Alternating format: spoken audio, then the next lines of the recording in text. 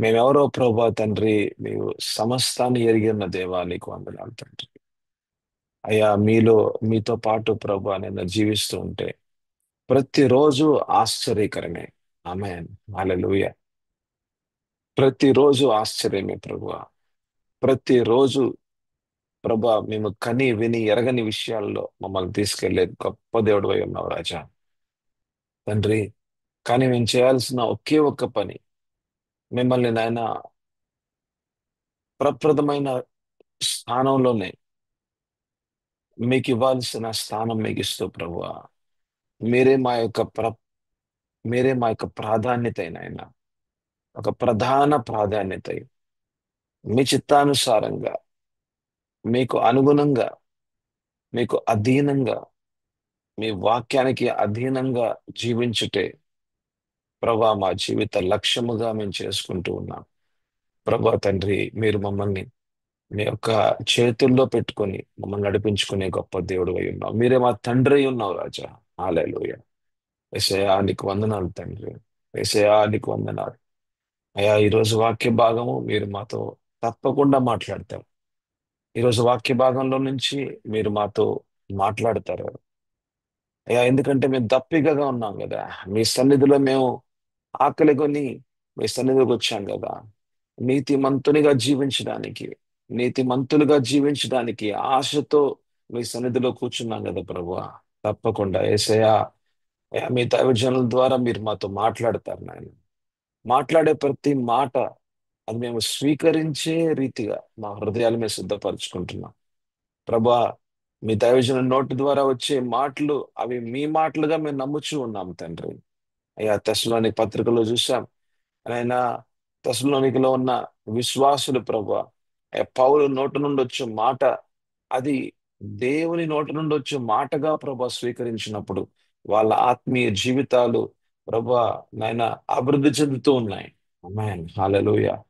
దైవజను నోటి నుండి వచ్చే మాటలు అది దేవుని ఆత్మ ప్రేరేపణ చొప్పున మాట్లాడుచూ ఉన్నాడు అనే ఒక నిర్ధారణలో ప్రభా నాయన విశ్వాసులు వినడానికి, విశ్వాసులు స్వీకరించడానికి ప్రార్థన చేస్తా ఉన్నా. అటువంటి గొప్ప కార్యం పరిశుద్ధాత్మ దేవ ప్రతి ఒక్కరి యొక్క నేను హృదయాల్లో కార్యం చేయమని అడుగుచు యేసు పరిశుద్ధ నామంలో అడుగుచున్నాము తండ్రి. ఆమేన్. ఆమేన్. హల్లెలూయా. మనము సర్వాంగ కవచము అనే ఒక అంశంలో ఉన్నాం. దేవుని యొక్క సన్నిధిలో మనం కూర్చొని ఉన్నాం. మనతో ప్రభు తప్పకుండా మాట్లాడతారు అనే ఒక నిశ్చయతలో మనం దేవుని వాక్యాన్ని మనం విందాం. ఎఫెసీయులు 6వ అధ్యాయం మనం 11వ వచనంలో మనం మనం ఉంటూ ఉన్నాం. అయితే కొన్ని క్లాసెస్ మనం మీరు అపవాది తంత్రములను ఎదిరించుటకు అనే ఒక మాటల్ని మనం తీసుకొని అనే ఒక మాటను మనం తీసుకొని మనం దేవుని యొక్క వాక్య భాగంలో మనం చూస్తూ ఉన్నాం. ఆమేన్. హల్లెలూయా. దేవుని యొక్క వాక్యము రెండు అంచులు కలిగిన ఖడ్గముగా ఉంటుందన్నమాట. రెండు వైపుల నుంచి మనం వాక్యాన్ని మనం చూడొచ్చు. ఒకవైపున మనకి సత్యము కనబడుతూ ఉంటే, ఇంకొక వైపున మనకి అసత్యం ఏంటో కూడా మనకి దేవుని వాక్యం మనకి కనబరుస్తూ ఉంటుంది. అయితే సత్యాన్ని మనకి ఎంతగా మనం తెలుసుకుంటూ ఉంటామో అబద్ధాలు అంతగా మన ముందు మనకు కనబడుతూ ఉంటాయి అన్నమాట. ఒక 500 రూపాయల నోటు ఉందనుకోండి. ఆ సరైన 500 రూపాయల నోటుని గనక జాగ్రత్తగా మీరు చూస్తే మధ్యలో ఒక చిన్న లైన్ ఉంటది అనమాట.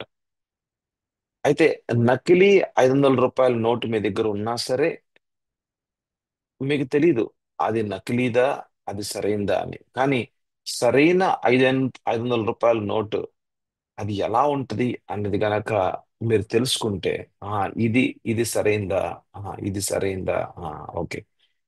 అయితే నకిలీ 500 రూపాయల నోటు చూస్తే అరే దీనిలో ఈ లైన్ లేదే, అది అది ఎలా తెలిసిందంటే సరైన 500 రూపాయల నోటు ఎలా ఉంటుందో మీరు మీరు తెలుసుకున్న తర్వాత నకిలీని పట్టుకోవటం చాలా సులువు అనమాట.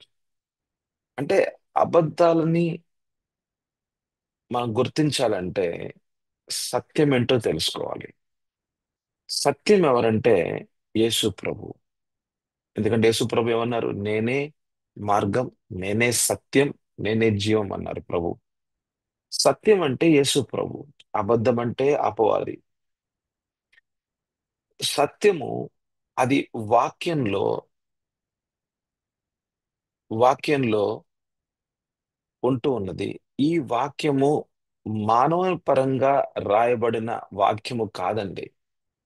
బైబిల్లో ఉన్న వాక్యము, లిఖించబడిన వాక్యము, అది మానవ పరంగా రాయబడిన వాక్యము కాదు గాని, అంటే మానవుని యొక్క జ్ఞానముతో గాని, మానవుని యొక్క ఆలోచనలతో గాని, మానవుడి చుట్టూ ఉన్న ఆ యొక్క పరిస్థితులను బట్టి ఆ యొక్క ఆలోచన విధానంతో రాసిన విషయాలు కాదండి.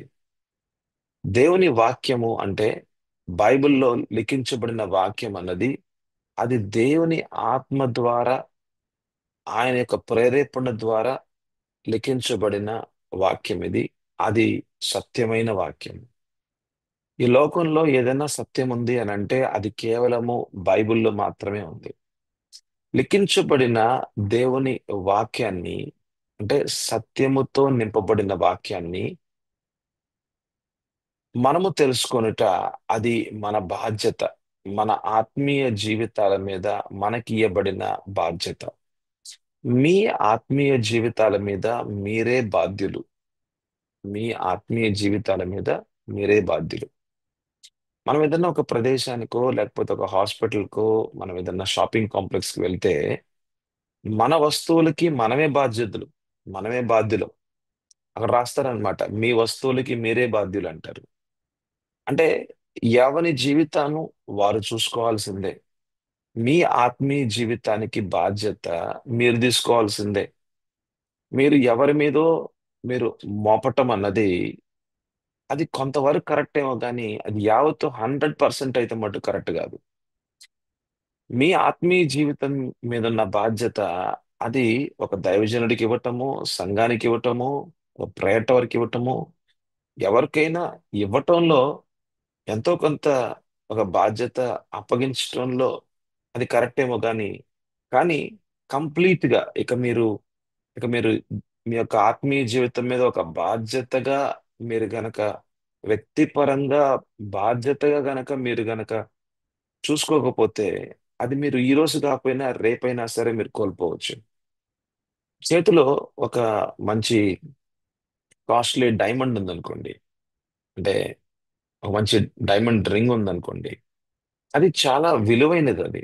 అది చాలా విలువైనది. అయితే ఆ వస్తువుకి బాధ్యత, ఆ ఆ వస్తువు యొక్క బాధ్యత మీదే.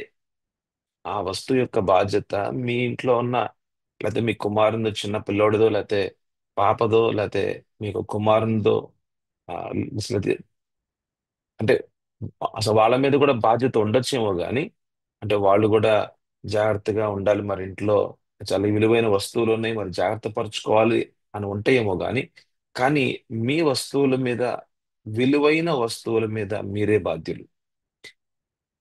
మీ దగ్గర డైమండ్ రింగ్ ఉందనుకోండి, అది ఎంత విలువైనదో కదా. అయితే ఆ యొక్క విలువకు అనుగుణంగా మీరు ఏం చేస్తారంటే జాగ్రత్త పడుతూ ఉంటారన్నమాట.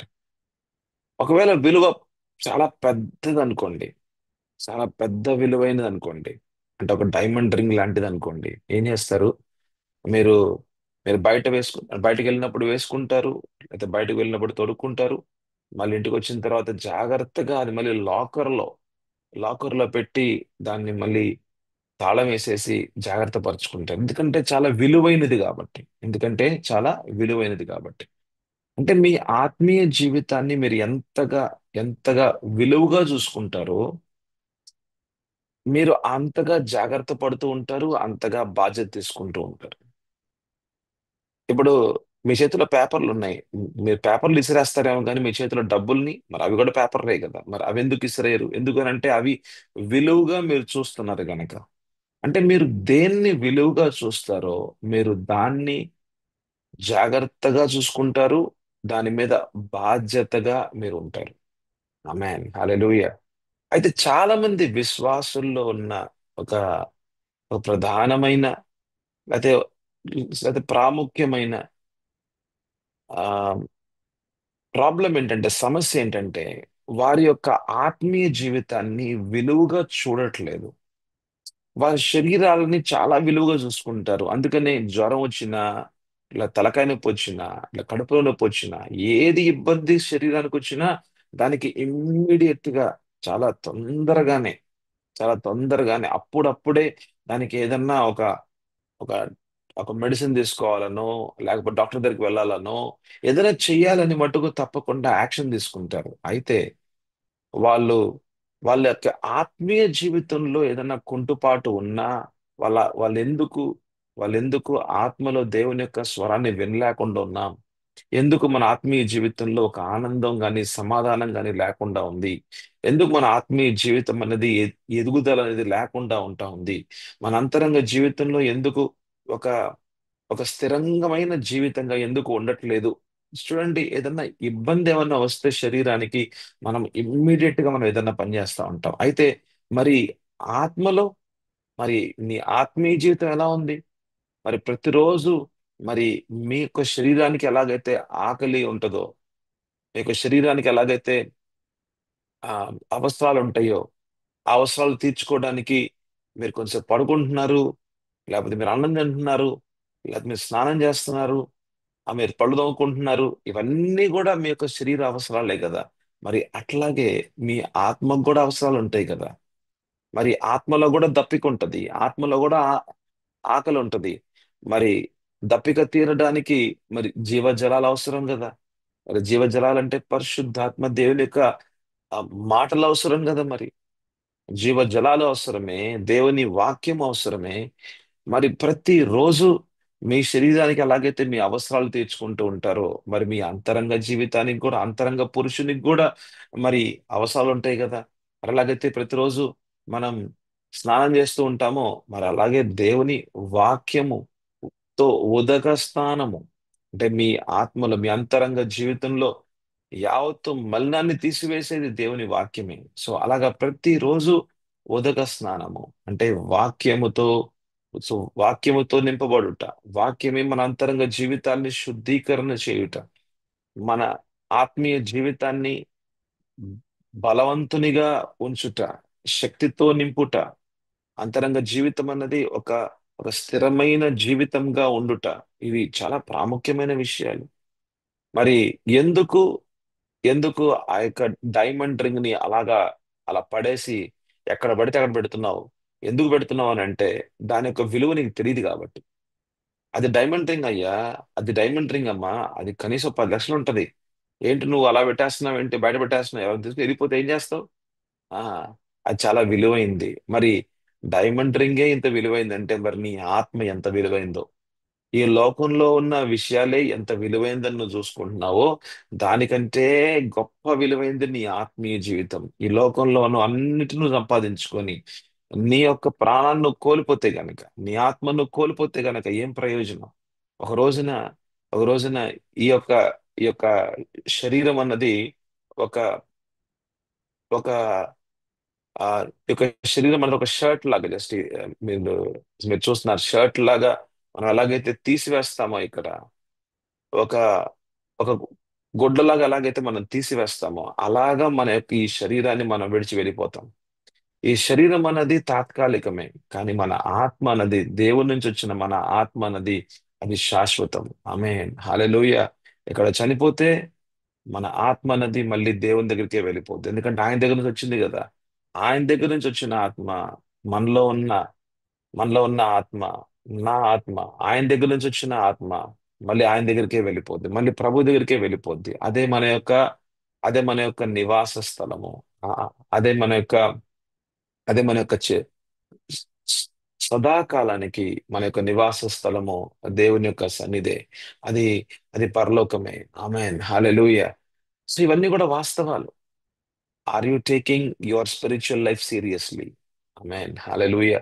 మీ ఆత్మీయ జీవితాన్ని బట్టి మీరు చాలా ఆ, మ్, మీరు విలువగా చూస్తున్నారా?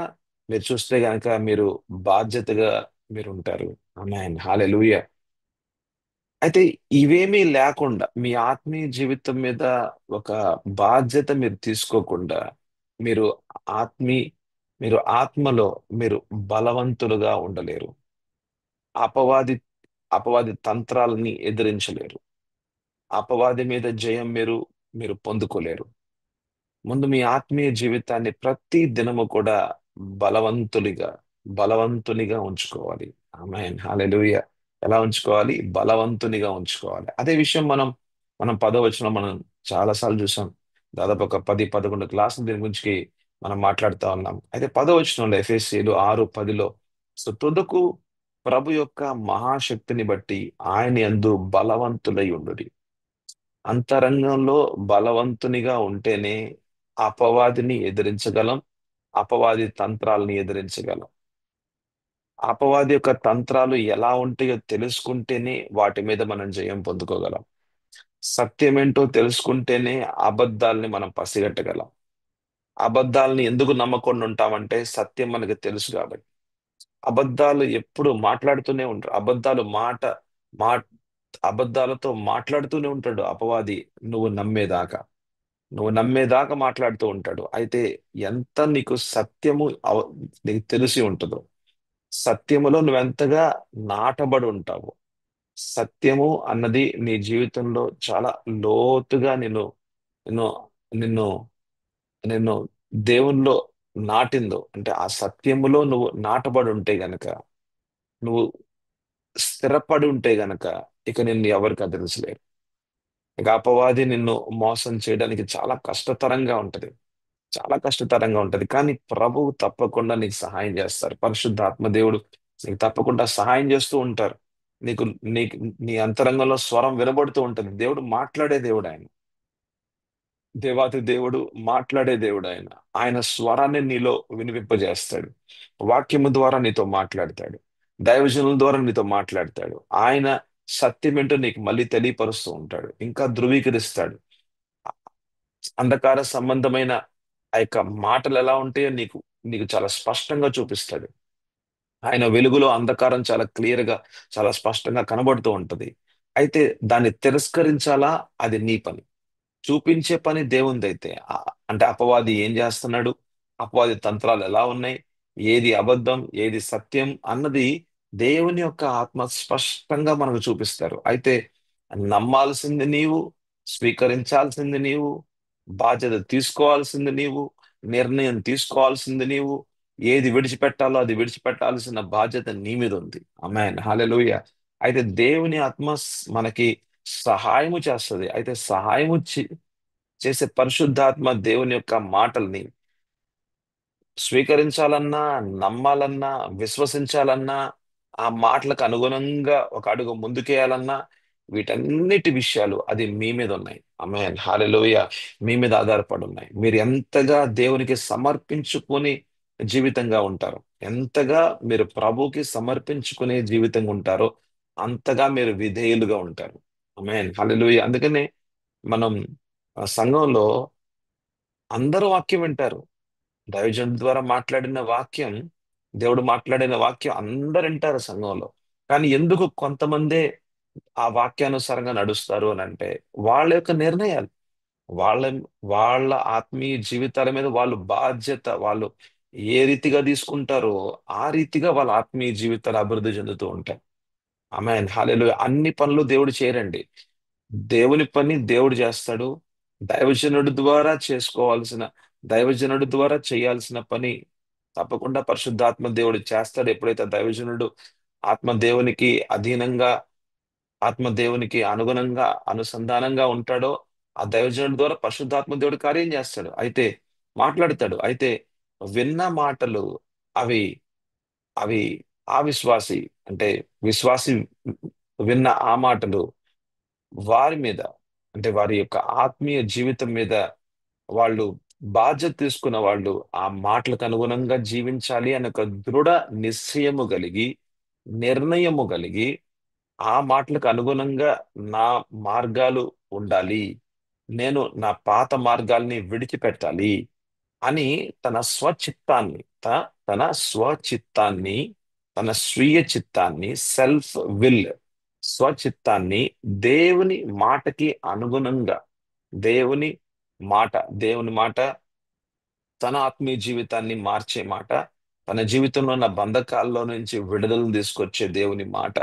ఆ మాటల్ని విన్న విశ్వాసి ఆ మాటలకి అధీనుడై దేవుని మాటలకి తన స్వచిత్తాన్ని అధీనంలోకి తీసుకొస్తూ, అయ్యా నేను ఇలాగ జీవిస్తూ ఉన్నాను, ఇలాగ ఉండకూడదు అని మీరు చెప్పారు, వీటిని విడిచిపెట్టమని మీ దైవజనుడు చెప్పాడు, ఇలాగా ఉండమని ప్రతిరోజు కూడా మా ఆత్మీయ జీవితం మీద బాధ్యత తీసుకోవాలి అని ఇలాగా ప్రభువా అయ్యా నేను సంఘ కాపరి చెప్పాడు కాబట్టి అయ్యా మేము తీసుకుంటున్నాము. మేము ఈ విషయాల్ని, ఈ యొక్క మాటల్ని మేము చాలా సీరియస్ గా తీసుకుంటున్నాం. ఎందుకంటే బాధ్యత కదా, తన ఆత్మీయ జీవితం మీద బాధ్యత ఉంది కదా. అయ్యా ఏంటమ్మా అలా చేస్తున్నావు నువ్వు?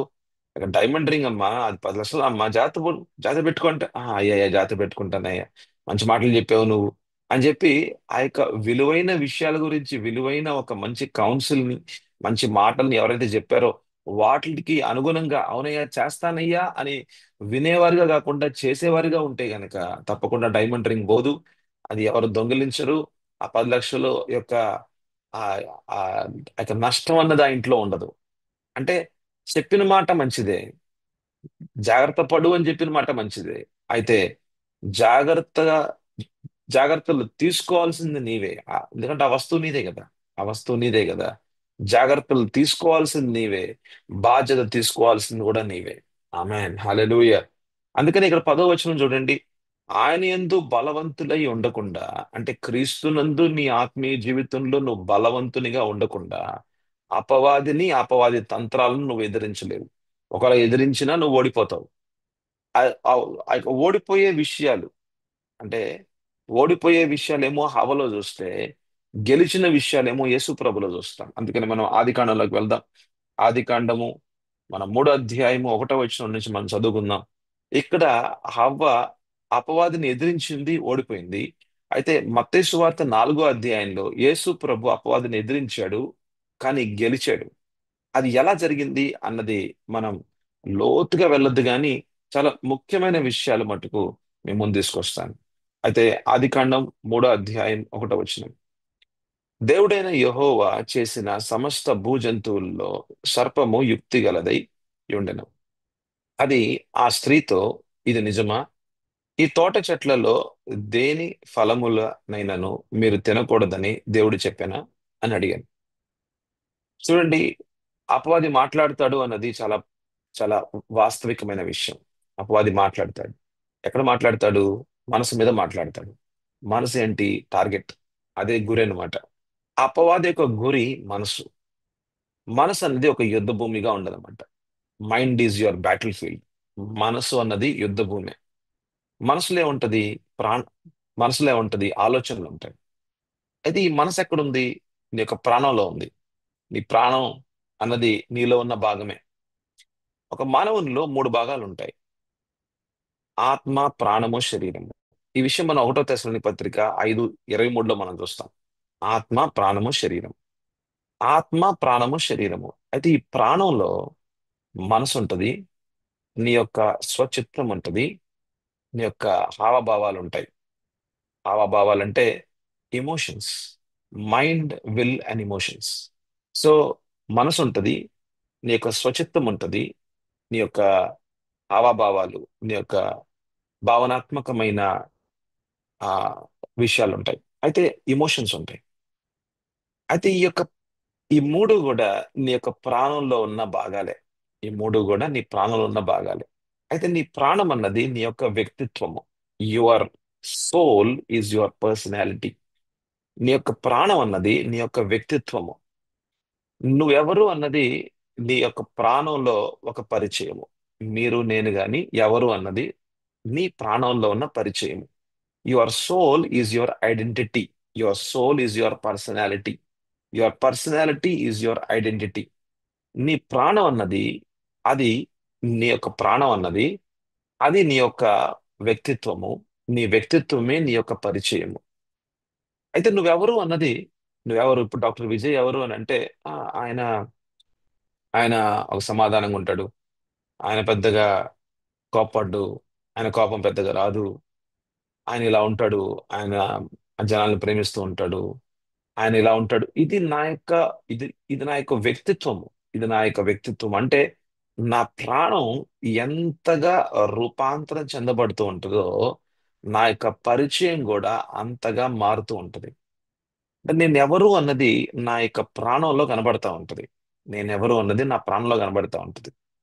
అంటే ఆత్మలోకి వచ్చిన ఆత్మలోకి వచ్చిన క్రీస్తు ఎప్పుడొచ్చాడు? క్రీస్తు ఆత్మలోకి ఎప్పుడొచ్చాడు? పరిశుద్ధాత్మ దేవుడు నా ఆత్మలోకి నేను ఎప్పుడైతే యేసు ప్రభుని నా ప్రభు అని నా రక్షకుడిని స్వీకరించానో అప్పుడే దేవుడు ఆయన ఆత్మ ద్వారా ఆయన ఆత్మను పంపించి నా ఆత్మలో విలీనం చేసి నేను ఇక పరిశుద్ధాత్మ దేవుడు ఆయన ఆత్మ ఇద్దరు కూడా ఒకటేనని ఇంకా నా ఆత్మలోకి మరి మరి తండ్రిని దేవుడు, మరి కుమారుడని యేసు ప్రభు, మరి ఆత్మదేవుడైన పరిశుద్ధాత్మ దేవుడు ముగ్గురు కూడా త్రియేక ఒక దేవుడైన ప్రభు నాలోకి వచ్చి నా ఆత్మలో ఆయన యొక్క నివాస స్థలంగా మార్చుకొని నన్ను ఆయన మందిరంగా చేసుకున్నాడు. ఆమేన్, హల్లెలూయా. అందుకనే పౌలు అంటాడు, మీకు తెలీదా మీ శరీరం అన్నది మీరు దేవుని మందిరం అని తెలీదా అని అంటాడు కొరింథీ పత్రికలో. అయితే మనలో ఉన్న దేవుని యొక్క ఆత్మ, మనలో ఉన్న క్రీస్తు మనలో ఉన్న క్రీస్తు ఈ లోకంలో ఉన్న అపవాది కంటే కూడా గొప్పవాడు అంటాడు. అది మన ఒకటో యోహాన్లో మనం చూస్తాం అనమాట. మనలో ఉన్న క్రీస్తు అంటే ఆత్మలో ఉన్న ఆత్మదేవుడు, ఆత్మలో ఉన్న దేవాతి దేవుడు ఈ లోకంలో ఉన్న అపవాది కంటే కూడా గొప్పవాడు అంటాడు. అయితే నాలో మీలో ఉన్న దేవుని యొక్క ఆత్మ మరి ఏ మర్మం అయితే గనక మన ఆత్మలో మాట్లాడుచూ ఉన్నారో ఆత్మ అయితే బలం ఆత్మ అయితే బలవంతునిగా ఉంటుందన్నమాట. దేవుని మాటలు మనం వింటా ఉన్నాం, దేవుని మాటలు మనం తింటూ ఉన్నాం, మనం ఆత్మలో మనం భుజిస్తూ ఉన్నాం. మనం ఎలాగైతే శరీరంలో మనం భుజిస్తూ ఉంటామో అలాగా ఆత్మలో కూడా మనం భుజిస్తూ ఉంటాం. ఆత్మలో కూడా మనకు భోజనం, ఆత్మలో కూడా దేవుని వాక్యాన్ని, అందుకని ప్రభు అంటారు అనమాట, ఏ స్కేల్లో అంటారు, నరపుత్రుడా నేను నీకు వాక్యాన్ని ఏదైతే ఇస్తున్నానో వాటిని వాటిని తిను అంటారనమాట. దేవుని వాక్యాన్ని తినటం అంటే ఏదో మనం ఏదో ఆ పేపర్లో ఈ పేపర్లు తింటాం కాదు, కానీ బైబిల్లో ఉన్న ఆ యొక్క బైబిల్లో ఉన్న పేపర్లు తింటాం కాదు, కానీ అది అట్లా కాదు చూడాల్సింది. దేవుని వాక్యాన్ని మన్నం చేయి అంటున్నారు అనమాట. దేవుని వాక్యాన్ని తినటం అని అంటే ఆ వాక్యం మీద మాత్రం ఉంటా ఉండు. ఆ వాక్యాన్ని ఏ వాక్యంతో అయితే దేవుడు మాట్లాడాలనుకుంటున్నాడో ఆ వాక్యం మీద నీ కళ్ళు ఉంటా ఉండే, అక్కడే నీ యొక్క ధ్యానం ఉంటా ఉంటే, మన్నం చేస్తూ ఉంటే ఆ వాక్యంలో ఉన్న గొప్ప గూఢమైన సంగతుల్ని ప్రభు మీ యొక్క ఆత్మలో దేవుడు మాట్లాడుచూ ఉంటాడు. ఆమేన్, హల్లెలూయా. అయితే ఆత్మదేవుడు మన ఆత్మలో మాట్లాడిన మాటలు అవి మన యొక్క ప్రాణాన్ని రూపాంతరపరుస్తూ ఉంటాయి. మనలో ఉన్న పాపపు స్వభావాలని మారుస్తూ యేసు ప్రభు యొక్క స్వభావంలోకి మారుస్తూ ఉంటాయి. అయితే మన మనసు మీద అంటే మన మనసు మీద మార్పు అన్నది దేవుని వాక్యానికి దేవుని వాక్యం మీద ఆధారపడి ఉంది. మన ఆత్మలో ఎంతగా మనం దేవుని వాక్యాన్ని మనం వింటూ ఉంటామో, మనం ఎంతగా దేవుని యొక్క స్వరాన్ని మనం వింటూ ఉంటామో, ఆ స్వరాల్ని మనకు అర్థం చేపించడానికి కూడా అర్థమయ్యే రీతిగా మన మన యొక్క ప్రాణం మీద మన యొక్క మనస్సు మీద పనిచేసేది కూడా పరిశుద్ధాత్మ దేవుడే. Amen, hallelujah. One is called revolution, second work is called as illumination. ఆత్మలో మాట్లాడుతున్న మాటలనేమో రెవల్యూషన్ అని అంటాం. అంటే వాక్యంలో ఉన్న మర్మాన్ని మన ఆత్మలో మాట్లాడుతున్న మాటలనేమో రెవల్యూషన్ అంటున్నాం. It's not information. ఇన్ఫర్మేషన్ అంటే తెలుసుకున్నట, అది కాదు. వాక్యంలో ఉన్న రహస్యాల్ని మన ఆత్మలో మాట్లాడుట, అది రెవల్యూషన్. రెవల్యూషన్ అంటే ఏంటంటే అపోకలిప్సిస్ అని అంటారు. రెవల్యూషన్ అని అంటే ఏదైతే ఇప్పటిదాకా నువ్వు చూడకుండా ఉంటూ ఉన్నావో నీకు చూపించేది మర్మము. ఇప్పటిదాకా నీకు అర్థం కాలేదు, ఇప్పటిదాకా నువ్వు ఆ వాక్యంలో ఆ అర్థం ఉందని నీకు తెలియదు, ఇప్పటిదాకా నీకు ఈ విషయాలు తెలియదు. అయితే తెలిసి నీకు తెలియని విషయాల్ని దేవాతి దేవుడే నీ ఆత్మలో నీకు తెలిసే రీతిగా చేస్తాడు. నీ ఆత్మీయ నేత్రాల ముందు తీసుకొస్తున్నాడు. దాన్నే మర్మము అని అంటున్నారు, దాన్నే రెవల్యూషన్ అని అంటున్నారు. అయితే ఈ మర్మము యొక్క రెవల్యూషన్ అన్నది నీ ఆత్మలో నీకు నీకు నువ్వు విన్నావు, నువ్వు దాన్ని స్వీకరించావు, కానీ అది నీ మనసుకి అర్థమైతే గాని అది నీ జీవితంలో ఒక భాగంగా మారదు. అది నీ మనసుకి అర్థం కావాలి. ఇప్పుడు ఎవరో వస్తారు, పెద్ద దైవజనులు ఎవరో వస్తారు, పెద్ద పెద్ద విషయాలు మాట్లాడుతున్నాడు ఆయన. పెద్ద పెద్ద విషయాలు మాట్లాడుతున్నాడు, ఇంకా పుల్పిట్ మీద నుంచి ఇక అసలు చాలా విషయాలు మాట్లాడుతున్నాడు, మనకు అర్థం కాలేదు అది. నువ్వు దానిలో నడవలేవు. అర్థం కాని విషయాల్లోకి మనము నడవలేము. మనకు అర్థం, మనం విన్నామేమో గాని వాక్యాన్ని, అర్థం కాలేదా అయితే నువ్వు ఆ వాక్యానుసారంగా నువ్వు నడవలేవు, నీ వల్ల కాదు అది, ఎందుకంటే మనకు తెలియదు కాబట్టి. అయితే వాక్యాన్ని నువ్వు వింటున్నావు నీ ఆత్మలో. అయితే దేవుని ఆత్మ ద్వారా వింటున్న రహస్యాలు, ఆ మర్మాలు నీ మనసు మీద అవి అర్థమయ్యే రీతిలుగా తీసుకొస్తుంది నీకు. నిన్ను నిన్ను నువ్వు అర్థం చేసుకోవడానికి కూడా సహాయం చేసే ఆ ఆ యొక్క కార్యం అనేది, అది కూడా పరిశుద్ధాత్మ దేవుడు కార్యాలు చేస్తాడు. దాన్ని ఏమంటారంటే ఇల్యూమినేషన్ అని అంటున్నారు అనమాట. ఇల్యూమినేషన్ అంటే ఇల్యూమినేటింగ్, లేకపోతే నీకు దేవుని యొక్క వాక్యం అన్నది, జ్యోతిర్మయుడైన ఆయన యొక్క వాక్యం అన్నది నీ కళ్ళ మీద, లేకపోతే నీ యొక్క మనోనేత్రాల ముందు, నీ యొక్క మనస్సుకి అర్థమయ్యే రీతిగా ఆ యొక్క వెలుగు ఏమిటి అన్నది, అంటే దేవుని వాక్యం ఉన్న వెలుగు ఏమిటి అన్నది, దేవుని వాక్యం ఏమిటి అన్నది నీ ఆత్మలో మాట్లాడుతున్న మాట నీకు అర్థమయ్యే రీతిగా నీకు సహాయం చేసేది కూడా పరిశుద్ధాత్మ దేవుడే. అయితే నీ ప్రాణం అన్నది ఎంతగా దేవుని వాక్యంలో స్థిరపరచబడుతుందో, అంటే దేవుని వాక్యాన్ని ఎంతగా నువ్వు అర్థం చేసుకుంటూ ఉంటావో, ఇది కూడా జాగ్రత్తగా వినాలి. దేవుని వాక్యం నువ్వు ఎంతగా అర్థం చేసుకుంటూ నీ జీవితంలో అది భాగంగా నువ్వు నువ్వు మలుచుకుంటూ ఉంటావు. అంటే నీ జీవితంలో భాగం అంటే అంతకుముందు ఎలాగైతే జీవిస్తున్నావో అలా ఉండకుండా నీకు అర్థమైన విషయాల్లో, దేవుని ఆత్మ ద్వారా మాట్లాడిన మాటలు, నీ మనసుకి అర్థమైన విషయాలు, అర్థమైన విషయాల్లో నుంచి అవును ఇదే సత్యం, ఇదే ఇదే సరైన మార్గం, ఇలానే ఉండాలి, ఇలానే ప్రేమించాలి, ఇలాగే కరుణ చూపించాలి, ఇలాగే నేను దేవుని పరిచర్య చేయాలి, ఇలాగే దేవుని రాజ్య విస్తరణలో నేను నా జీవితం ఉండాలి, ఇలాగే నేను నా కుటుంబము త్యాగపూరితంగా మేము జీవించాలి, ఇదిగో నేను దేవుని కొరకు జీవించాలి, ఆయనకి నేను నా జీవితం సమర్పించుకోవాలి అని నీకు వాక్యం ద్వారా దేవుడు నీతో మాట్లాడుతూ ఉంటే, నీకు అర్థమయ్యే రీతిగా పరిశుద్ధాత్మ దేవుడు సహాయం చేస్తూ ఉంటే, నీకు అర్థమైన విషయాల్లో నువ్వు ఒక నిర్ధారణలోకి వస్తావు. నీకు ఏదైతే అర్థమైందో ఇది సత్యము అని అర్థమైతే గనక ఒక నిర్ధారణలోకి వస్తావు. ఆ నిర్ధారణ జీవితము అంటే ఆ యొక్క ఆ యొక్క స్థిరమైన, లేకపోతే అదొక నిర్ణయమైన జీవితం అది. ఆమేన్ హల్లెలూయా. ఇక నీ నిర్ణయాలు ఉంటాయి చూసావా, ఇదిగో ఆ జీవితం సరైనది కాదు, ఇదిగో నా పాత జీవితం అనేది సరైనది కాదు, స్వార్థపూరితమైన జీవితం అది, నాది నాది నాది నాది నాది, ఇంకా నాది నాది. అంతేగాని యేసయ్య నీది నీది ఏంటో నేను పెద్దగా నేను పట్టించుకోను. అయితే ఆ స్వార్థపూరితమైన జీవితాన్ని విడిచిపెట్టి దేవుని పరమైన జీవితం అనేది సరైందని నీవు ఒక ఒక నిర్ధారణలోకి వస్తావు, ఒక నిర్ణయం తీసుకుంటావు. ఆ నిర్ణయాల చొప్పున ప్రతి దినము నువ్వు ఏదైతే మర్మాన్ని ఇప్పుడు నువ్వు నీ ఆత్మలో పొందుకున్నావు, అది నీ యొక్క వ్యక్తిపరంగా, లేకపోతే నువ్వు దేవుని సన్నిధిలో ఉన్నావు, దేవుడు నీతో మాట్లాడాడు, వాక్యం చదువుతూ ఉన్నావు, వాక్యం ద్వారా దేవుడు నీ ఆత్మలో మాట్లాడాడు, నీ మనసుకి అర్థమయ్యే రీతిగా చేస్తూ ఉన్నాడు. అయితే ఇట్లాంటి మీటింగ్స్ లోకి వస్తున్నావు, నువ్వు దైవజనుడి ద్వారా వింటున్నావు, దైవజనుడి ద్వారా వింటున్న మాటల్లో ఎంతో మర్మం ఉంటది. ఆ యొక్క మర్మాల్ని నీ ఆత్మలో నువ్వు స్వీకరిస్తున్నావు. అయితే ఇంకా అర్థం అవడానికి పరిశుద్ధాత్మ దేవుడు కూడా మీకు సహాయం చేస్తున్నాడు. అయితే అర్థమైన విషయాల మీద నిర్ణయం అన్నది నీది. ఆమేన్ హల్లెలూయా. అర్థమైన విషయాల మీద నిర్ణయం అన్నది నీది. ఆ నిర్ణయానికి అనుగుణంగా విశ్వాసపు అడుగులు వేయాల్సింది కూడా నువ్వే. ఆమేన్ హల్లెలూయా. విశ్వాసపు అడుగులు నువ్వు వేస్తే ఆ వాక్యం అన్నది, ఆ యొక్క మర్మం అన్నది, నీకు అర్థమైన దేవుని మాటలు అవి నీ జీవితంలో భాగాలుగా మారిపోతాయి. ఆమేన్ హల్లెలూయా. ఇక నీ జీవితానికి భాగమైపోద్ది. ఇక నువ్వు ఆలోచించే విధానం అన్నది దేవుని వాక్యంగా ఉంటది ఇంకా. నువ్వు మాట్లాడే మాటలు ఇంకా దేవుని వాక్యంగా అనుగుణంగా ఉంటాయి. నువ్వు నువ్వు పని నువ్వు చేసే ప్రతి పనిలో దేవుని వాక్యం కనబడతా ఉంటది. నీ యొక్క వ్యవహారం అన్నది దేవుని వాక్యంతో ముడిపడి ఉంటది. నువ్వు ఎట్లాగా వ్యవహరిస్తున్నావు, ఎట్లాగా మాట్లాడుతున్నావు, ఎట్లాగా నువ్వు ఎదుటి వ్యక్తిని నువ్వు చూస్తున్నావు, ఎదుటి వ్యక్తిని అంతకుముందు కామంతో చూసే వ్యక్తివి, కానీ ఈ రోజు నువ్వు ఒక ఒక పరిశుద్ధమైన కళ్ళుతో ఉన్నవాడివి, ఒక పరిశుద్ధమైన జీవితాన్ని ఆ జీవిస్తున్న వ్యక్తివిగా ఎలాగ మారుతున్నావు అని అంటే, దేవుని వాక్యం అన్నది నీ లోపల ఒక రెవల్యూషన్ గా, ఇల్యూమినేషన్ గా, అప్లికేషన్ గా. Amen hallelujah. In the spirit you you are getting revolution. In the soul, you are seeing illumination. Through your body, through your life, you are seeing application. Amen. Hallelujah.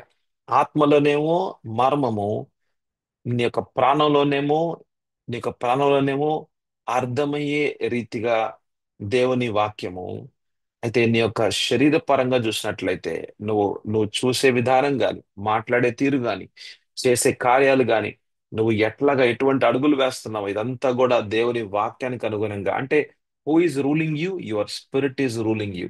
నీ ఆత్మ నిన్ను నీ ఆత్మ నీ జీవితం మీద ఏలుబాటు చేస్తా ఉంది. Amen hallelujah. ఏలుబడి చేస్తుంది. Amen hallelujah.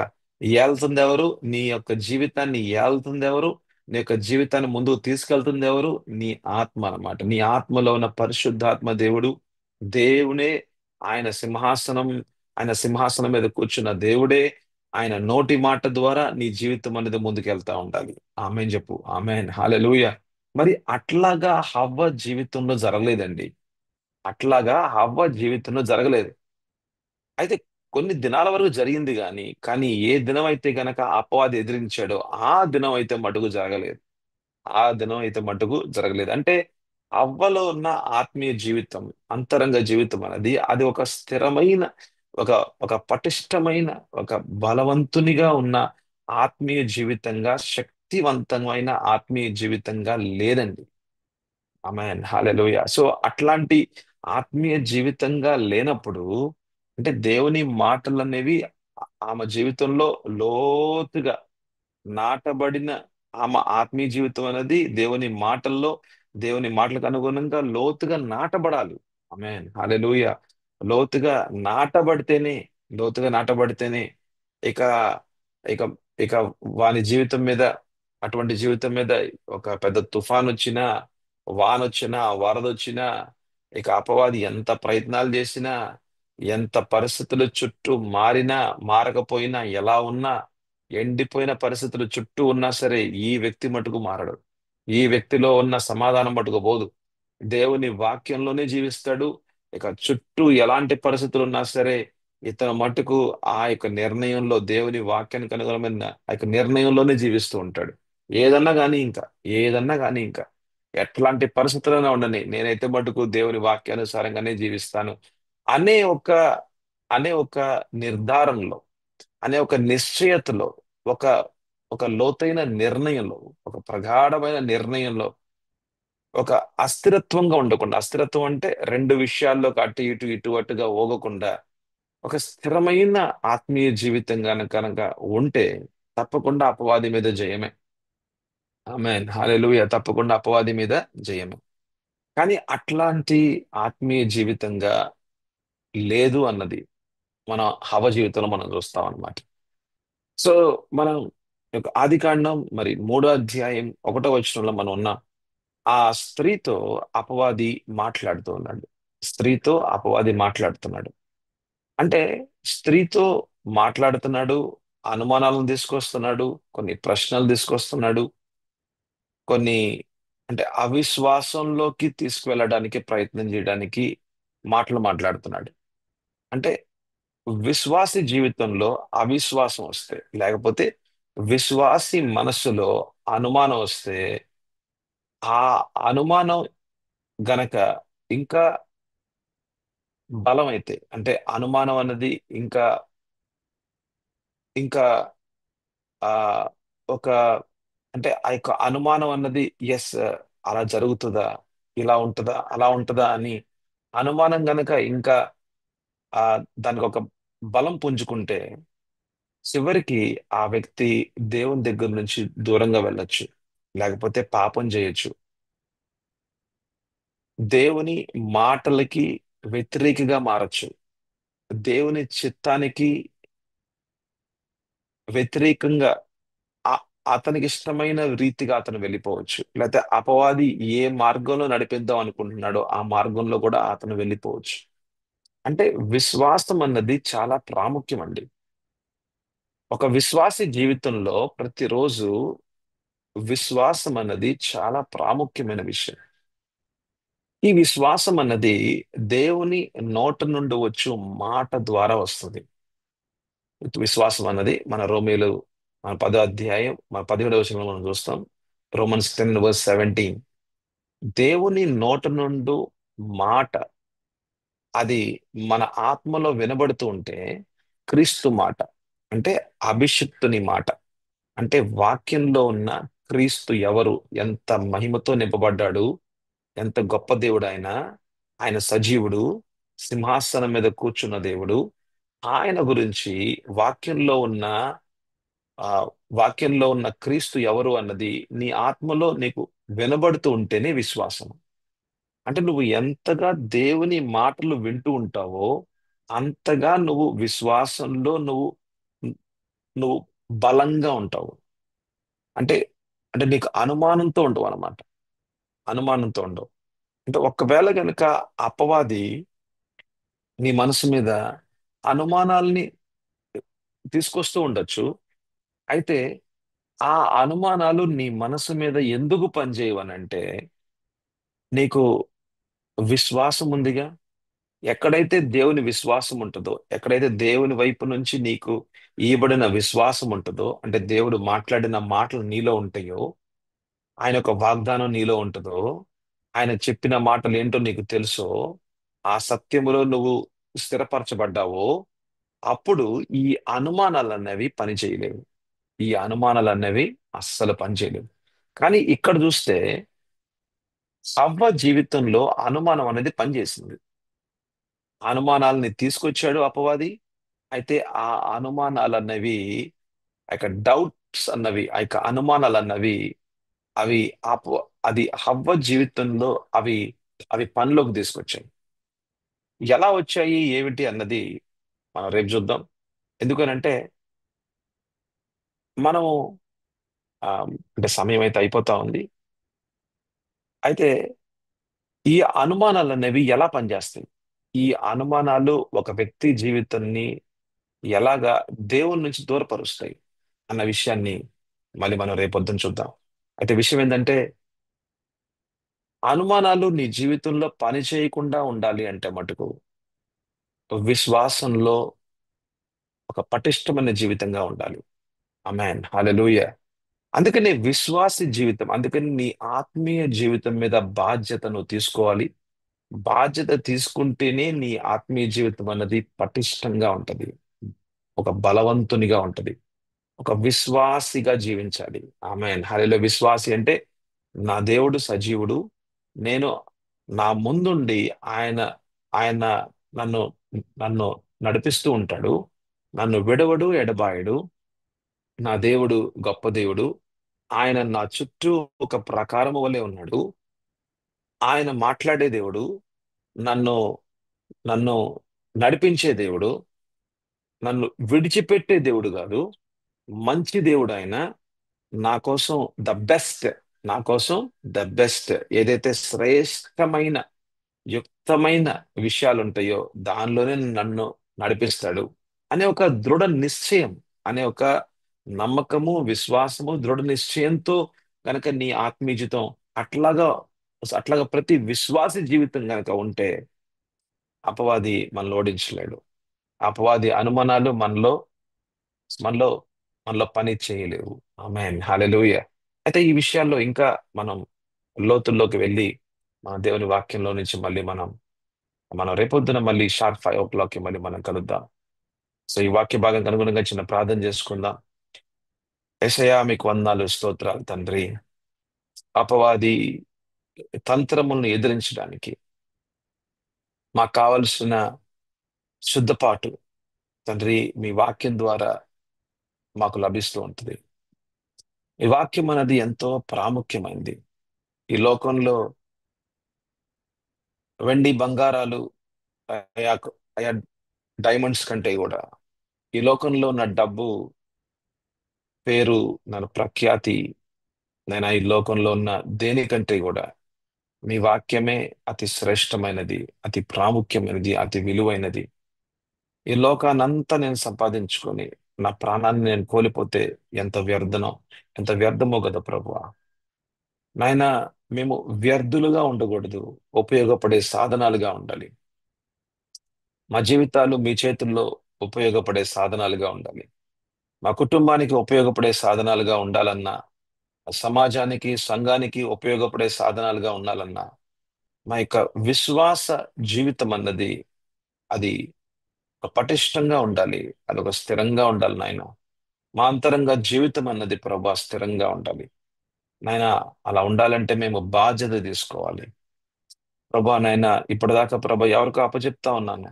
కానీ ఈ రోజు నుంచి, ఇప్పటి నుంచి ప్రభా ఒక ప్రాముఖ్యమైన, అతి ప్రాముఖ్యమైన ప్రభా భాగం ఏదైనా ఉందా నా జీవితంలో అంటే అది నా ఆత్మీయ జీవితమే. అతి విలువైన, అతి విలువైన జీవితం నా ఆత్మీయ జీవితం ప్రభా. అందుకే నాయన ప్రియుడా, నువ్వు ఆత్మలో వర్ధిల్లుచున్న కొలది అన్ని విషయాల్లో ప్రభా, నా ప్రాణంలో గాని, నా శరీరంలో గాని, నా జీవితంలో గాని, నా పని జీవితంలో గాని, నా కుటుంబ జీవితంలో గాని, ఈ సమాజంలో ఉన్న జీవితంలో గాని, అయ్యా సంఘపరమైన జీవితంలో గాని, అన్ని విషయాల్లో ప్రభా ఒక ఆశీర్వాదాన్ని చూడాలి అంటే, ఆశీర్వాదాన్ని ప్రభా అనుభవించాలంటే నా ఆత్మీయ జీవితం ప్రభా పటిష్టంగా ఉండాలి. ఆయన ప్రతిరోజు ప్రభా అభివృద్ధి చెందుతూ ఉండాలి. ప్రతిరోజు అభివృద్ధిని నేను చూడాలి ప్రభు. యేసయ్య అలాగా చేయమని అడుగుచు, ఈ మాటలు నా వెనుకడిలో ప్రభా ఇంకా లోతైన మర్మాలతో నాతో మాట్లాడమని అడుగుచు రాజా. యేసయ్య, మరి ఈ రోజు నాయన, మరి మేము ఎక్కడెక్కడికి వెళ్తున్నామో మీకు తెలుసు ప్రభా. ఎక్కడ కూడా ప్రభా మా మీద ఏ అస్త్రాలు కూడా పని చేయకుండా, ఏ అపవాది అస్త్రాలు మా మీద, ఏ అపవాది అస్త్రాలు మా మీద ప్రభా విజయం పొందుకోకుండా, మేమే వాటి మీద ప్రభా విజయం పొందుకోవడానికి మాకు ఇవ్వబడిన సర్వాంగ కవచము అది ప్రతిరోజు ప్రభా ఈ రోజు కూడా ఉపయోగించుకుంటూ నేను చేతిలో ఇచ్చిన ఖడ్గాన్ని ఉపయోగించుకుంటూ, నీ యొక్క మర్మాన్ని ఉపయోగించుకుంటూ, వాక్యంలో ఉన్న ఈ యొక్క మర్మాలతో ప్రభ అధికారికంగా అపవాది శక్తుల మీద అధికారం తీసుకుంటూ, ప్రతి ఒక్క నాయన ప్రతి ఒక్క అబద్ధము యేసు పరిశుద్ధ నామంలో నష్టమైపోవును గాక. ఆమేన్, హల్లెలూయా. ఏ యాక్సిడెంట్స్ ప్రభా నా మీద గాని, నా కుటుంబం మీద గాని జరగవు. ఆమేన్, హల్లెలూయా. ఏ ఆయుధం కూడా ప్రభా నా మీద పనిచేయదు. ఆమేన్. ప్రభా నా మనసు మీద కేవలం నీ సత్యమే పనిచేస్తుంది. ఆమేన్, హల్లెలూయా రాజా. ప్రభా, నేను పని చేస్తున్న ఆ యొక్క ప్లేస్ లో ప్రభా, ఆ యొక్క ప్రదేశంలో ప్రభా, ఏ ఏ యొక్క ఈ యొక్క లీడర్ గాని, నా యొక్క అథారిటీస్ గాని ప్రభా నా మీద టార్గెట్స్ అనేవి జరగలేవు. ఆమెన్, హల్లెలూయ. యెజెబెల్ దురాత్మలు నా మీద ఇంకా పని చేయలేవు. ఆమెన్, హల్లెలూయ. ప్రభా నైనా నా మీద ఉన్న ప్రభా తండ్రి, అయ్యా నాకున్న అధికారులు, అయ్యా నా మీద ఉన్న అధికారులు అయ్యా అపవాది ఉపయోగించలేడు. ఆమెన్, యేసు నామంలో ఉపయోగించలేడు. యేసు నామంలో ఉపయోగించాలన్న ఆ యొక్క ఆలోచనలు, ఆ యొక్క మాటలు యేసు నామంలో నష్టమైపోవును గాక రాజా. ఆమేన్, హల్లెలూయ. హల్లెలూయ. సమాజంలో ప్రభానైనా నా యొక్క సాక్ష్యాన్ని తీసివేయడానికి, సాక్ష్యాన్ని నష్టపరచడానికి అపవాది యొక్క కార్యాలు అయ్యా నా మీదకి ఎవరినో తీసుకొని రావటం, ఏదో గొడవ తెచ్చుకొని అయినా ఒక గొడవలు చేసుకోవడానికి ఏదో ఒక విషయాల్లోకి నన్ను తీసుకొని వెళ్ళటం గాని, వాళ్ళని నా మీదకి తీసుకొని రావటం గాని, ఇవన్నీ ఎన్ని తంత్రాలు యావత్తు కూడా యేసు నామంలో అయ్యా మీ యొక్క అగ్నిలో ప్రభా మాడి మసైపోవును గాక, యేసు నామములో నష్టమైపోవును గాక. ఆమేన్, హల్లెలూయ. నన్ను మోసపుచ్చి ప్రభా ఒక తప్పుడు నిర్ణయాల్లోకి తీసుకెళ్లాలని అపవాది యొక్క తంత్రాలు యేసు నామములో నష్టమైపోవును గాక. ఆమేన్, హల్లెలూయ. మరి సంఘంలో ఉన్న విశ్వాసుల్ని యేసు నామంతో తీసుకొస్తూ ఉన్నాం. ఎవ్వరు కూడా ప్రభా తండ్రి మోసపోకుండా, ఎవరు కూడా వారి యొక్క సమయాలు వ్యర్థం చేసుకోకుండా ఈరోజు అంతయు ప్రభా, అయ్యా ఇదంతా కూడా దినమల్లా నైనా నీకు ఉపయోగపడే సాధనాలుగా ఉంచుకోండి ప్రభా. మీకు అధీనులుగా మేము ఉంటున్నాం ప్రభా. మీతో పాటు నడిచే వాళ్ళగా చేయండి నాయన. తండ్రి, ప్రతి ఒక్కరిని సంరక్షించమని అయ్యా నాయనా, మరి నాయన సంఘంలో ఉన్న ప్రతి విశ్వాసిని మీ సన్నిధిలో తీసుకొస్తూ ఉన్నా. ఆయా కుటుంబంలో ఉన్న ప్రతి ఒక్కరిని కూడా మీ సన్నిధిలో తీసుకొస్తూ ఉన్నా. ఏసు రక్తము క్రిందకి నైనా ఉంచుతూ ఉన్నాం ప్రభా. నైనా ఈ ఆయుధం కూడా ఎవరి మీద నైనా, ఎంతమంది అయితే సంఘానికి నైనా సంఘంలో తండ్రి జతపరచబడుతూ ఉన్నారో, జతపరచబడి ఉన్నారో, ఆమేన్, హల్లెలూయా.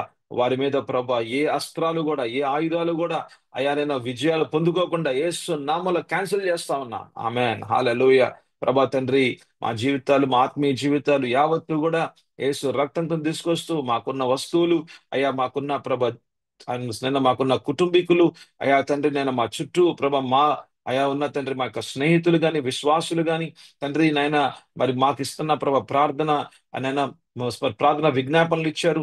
మరి మన ప్రేయర్ టవర్ లో ఉన్న ప్రభా విశ్వాసులు యావత్తు మీద ప్రభా తండ్రి మీ యొక్క నామం పేరట ప్రార్థన చేస్తున్నాను యేసయ్య. అయా మీకు వందనాలు స్తోత్రాలు తెలియజేసుకుంటూ ప్రభా ఇదంతయు ప్రభా ఇదంతయు నాయన మీ యొక్క మాటకు అనుగుణంగా ప్రభా తండ్రి మీ యొక్క చిత్తానుసారంగా నడిపించుకోవడానికి మాకు మేముగా ఎవరైనా మీకు సమర్పించుకుంటున్నాం. మా ఆత్మ ప్రాణ శరీరాలు పరిశుద్ధాత్మ దేవ మీకు అధీనంగా ఉంచుతూ ఉన్నాం. మీరు నడిపించమని అడగచ్చు. ఆలోచనలు మీవిగా, మాటలు మీవిగా ప్రభ మా ద్వారా ప్రభ ఆశ్చర్యకార్యాలు మీవిగా నా సమస్త మహిమ ఘనత మీరే చెల్లించుకోమని అడుగుచు యేసు పరిశుద్ధ నామంలో అడుగుచున్నాము తండ్రి.